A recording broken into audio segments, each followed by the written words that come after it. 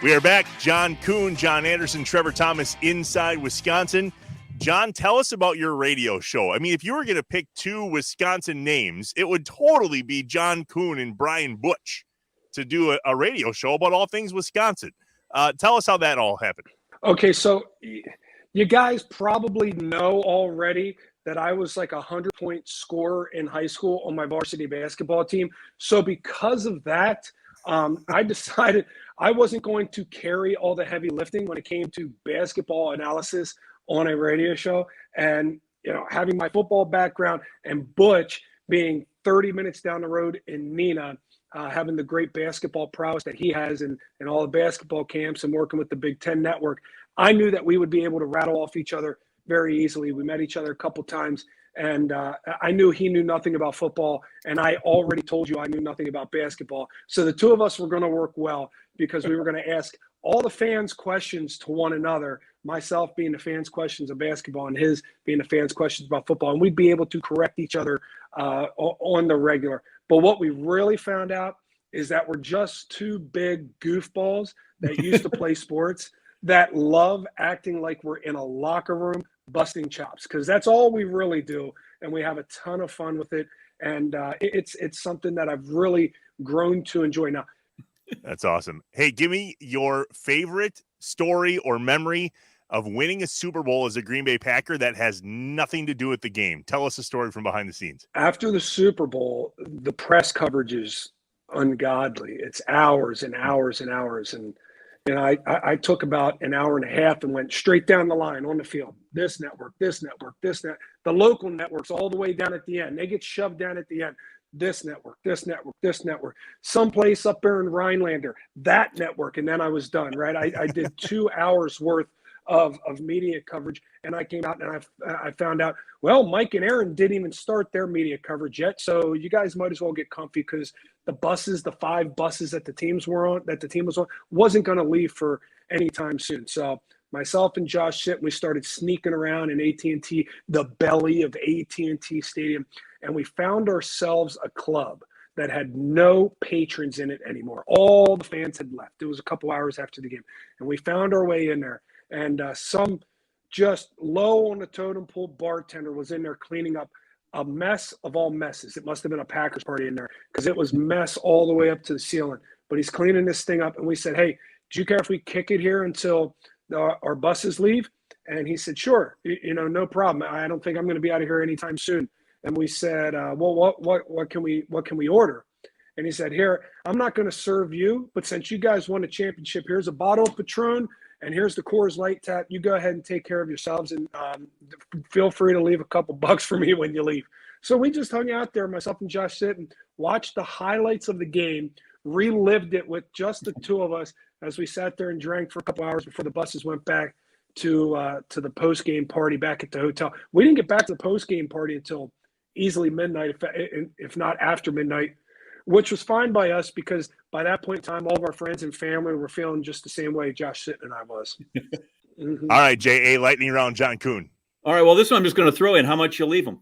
$100. We each left $100. Nice. That's right, because you're probably not loaded with cash going off to the Super. You're probably thinking, well, we probably need 100. You probably should have $1,000 to grease the guy. That's not the case. What was your longest career carry? Oddly enough, nobody counts it, but I do. It was in the Pro Bowl, 32 yards. Nice. All right, what's the one that I have is 18 yards in 2010? What was that play? Well, I did 18 yards twice now. I did it once with the Steelers when I was out there. I think I was against the Cleveland Browns at home. And then I did 2010 in Chicago against the Bears on Monday Night Football. Very good. And what was it like? What do we have? Just a fullback dive or what?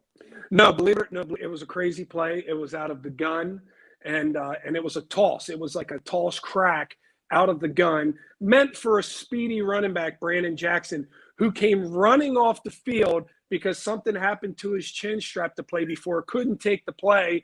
So they rushed me in there just to fill. I think it was third down, and it was Aaron called the play in the huddle. I looked at him. I said, "Are you kidding? You're calling toss crack to me? Let's go." Let's go. how do you not give it away when you don't get that many carries and you see your number? How do you walk out of there? I got to be cool. Totally got to be cool. Right? Because if you're the tailback, you're going to get it 25 times a game. In your case, right? How do I make sure I don't give that away? This is quite easy. I just walk out and look like me. I don't need to do anything special. I just go out there and put my hands on my thighs, and they say, "There's not a guy who's going to get a ball." Perfect. You're going to turn 40. We got anything big on a 40th birthday next fall? Probably a Packer. It's probably a game weekend. I'm keeping my fingers crossed. No, I'm going to do it much sooner than my birthday, that I can make it out there to Ireland and play Old Head. And I dig it. All right, one more for me here, and then we'll let you run, John Kuhn. I love that you said thanks in your Packer retirement press conference to 3 coaches / general managers, and I think the one that choked you up the most was Ted Thompson. Knowing he's no longer with us, how much did Ted Thompson adjust you as a player and the opportunity you got to be a Green Bay Packer?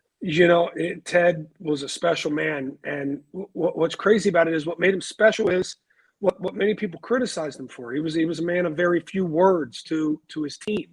He would address it once at the beginning of the year, and then he would hardly ever address this again throughout the course of the season. Maybe one smirk in the cafeteria, maybe something in passing as you passed him, but not a whole lot. But it was one thing that Ted said to me towards the end of my career that really stuck with me.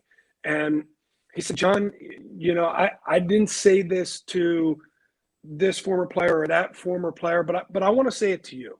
I want to make sure that you really soak in every moment that's here in this season and enjoy the last little bit of this in your career." And that struck me as odd. With that, initially I walked out of there and I kind of took it, like a little bit of a slap in the face. Like, "John, this is your last year, like it or not, take it or leave it." Well, that's kind of the way I took it in the moment, but I was dead wrong. But I was dead wrong about that. What Ted wanted me to know was he had lived this life and he has experienced this life. And he knew that whether I was going to be back the next year or not, the things you're going to look back on are the things that you regularly miss in soaking up in the moment. Those are the things that you're going to miss the most, and they're the things you pay attention to the least while you're playing. And it wasn't until I was done playing by about a year or so that I realized that's what he was talking about. And I felt a tremendous honor that Ted Thompson took a moment to sit me down and have a private conversation with me about that. And I think he did that for a couple of reasons. I think he did that because he respected me, and I think he did that because he loved me. And I can't speak for him, but that's just what I felt in the moment. I thought it was pretty cool. I think that's incredibly cool. And somewhere Ted Thompson is smiling. And I think I speak for the entire state of Wisconsin because you still get to live those moments, John. It just happens to be with us now. And we absolutely enjoy listening to you and seeing you in that giant black parka with the really warm feathers or whatever it is on your hood that you guys wear like all that winter stuff, long. Huh? Yeah, that looks good on you, man. Well, I was always told the sideline reporters need to dress for the job now. You got to really make it look good when you're out there, right, John? My dad always said, man, you got to dress for comfort, not for speed.